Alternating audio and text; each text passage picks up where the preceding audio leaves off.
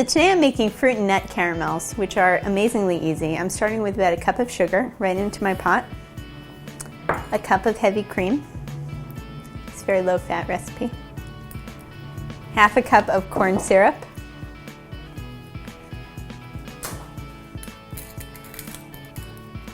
right into my pot, and about 3 tablespoons of butter. What that butter is going to do is really add richness to our caramels. Nice softened butter. Now all I'm going to do is bring this to a boil on the stove and keep cooking until it becomes a nice golden brown.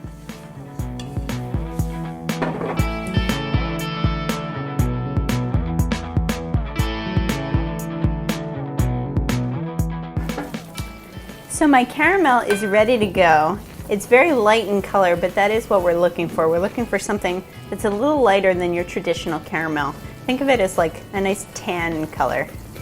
Okay, if we go too hard, the problem is that when you go to cut your caramels, they're going to be so firm, you're not going to be able to get nice chewy bits of caramel. You're going to have like really hard pieces of caramel. So all I'm going to do is add in my final ingredient, which is a nice mix of fruit and nuts. Use any kind that you like. This is a nice mix of cranberries. I have some pumpkin seeds, some pistachios, some almonds. Just kind of throw them in there. It's about a cup of fruit and nuts.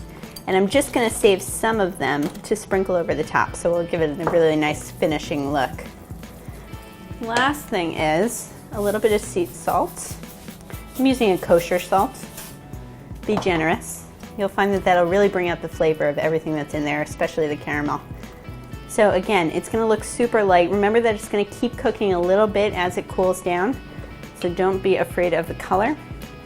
But I'm going to go right into, I have a 6-inch pan here, or if you have a nice loaf pan, that would be great.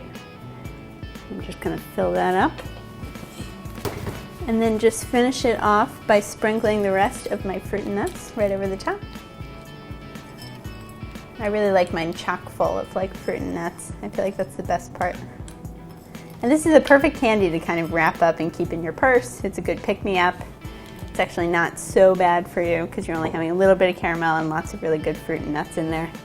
And if you like, a little extra sea salt over the top. And that is it. So I'm going to chill this. You can pop it into the freezer or you can leave it at room temperature overnight. Just wrap it up with a nice piece of plastic wrap and then it's going to be ready to cut. So I have my caramels nice and cool and ready to cut. You can see they're really firm.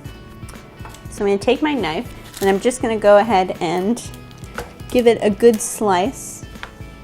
I'm going to make little rectangles, but you could do any shape that you like. You could do little squares, you could do little triangles. But all I'm going to do is do nice slices in one direction. Mine are about 1/2 inch wide. And then I'm just going to turn it around, trim off the edge, and do small slices in the other direction. And then you have these beautiful little candies. Delicious. And that's how you make fruit and nut caramels.